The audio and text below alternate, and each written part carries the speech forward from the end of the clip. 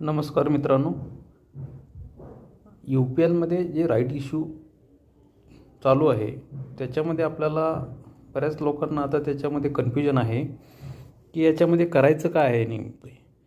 त्याच्यामध्ये UPLनी काय केलेलं आहे, आता तुमच्याकडे जर एक्झिस्टिंग UPLचे शेअर्स असतील तर त्यांच्या पोर्टफोलिओमध्ये जर 8 किंवा 8च्या पटीमध्ये काही शेअर्स असतील तर 8च्या बदली 1 शेअर मिळणार आहे त्यांना. तर तसे समजा तुमच्याकडे 24 शेअर असतील तर तुमच्या पोर्टफोलिओमध्ये आरी 3 शेअर्स दिसत असतील तर तुम्हाला काय करायचं आहे, 5 ते 11 तारीख या दरम्यान तुम्हाला ते आरी एकतर बाय करावं लागेल, नसेल तुम्हाला गरज नाही आरी बाय नसेल करायचं तर 5 ते 11 या तारखेपर्यंत तुम्हाला ते आरी सेल करावे लागतील.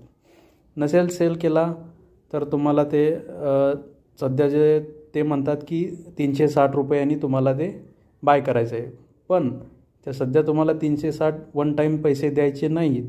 सध्या फक्त 11 तारखेपर्यंत जर घेतला तर फक्त 90 रुपये आत्ता पे करायचे आहेत. समजा तुमच्याकडे 24 शेअर्स आहेत तर तुम्हाला आरी 3 शेअर्स दिसत असतील पोर्टफोलिओमध्ये, तर त्या 3 शेअरचे 90 रुपयांनी 270 रुपये तुम्हाला पे करायचे आहेत.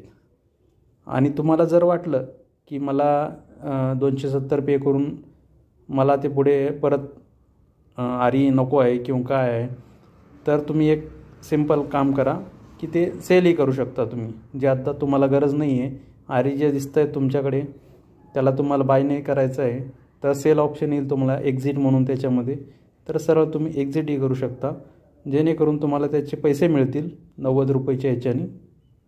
ठीक आहे, सॉरी 90 नाही 360 रुपयाच्या हिशोबाने तुम्हाला त्याचे पैसे मिळून जातील. आणि जर समजा तुम्ही 5 ते 11 या टाईम लाईनमध्ये जर नाही केला ट्रान्झॅक्शन तर तुम्हाला सध्या तुम्हाला 3 शेअर्स जे म्हणतो आहे मी 24च्या पटीमधले, तर तुम्हाला सध्या 3चे 90 रुपये सध्या पैसे द्यावे लागतील. कंपनी त्याचे पार्ट शेअर्स तुम्हाला तुमच्या डीमॅटमध्ये हे करेल, ट्रान्सफर करेल. नंतर राहिलेले 260 रुपये नंतर पे करावे लागतील. मित्रांनो, समजलं असेल तुम्हाला. Thank you very much.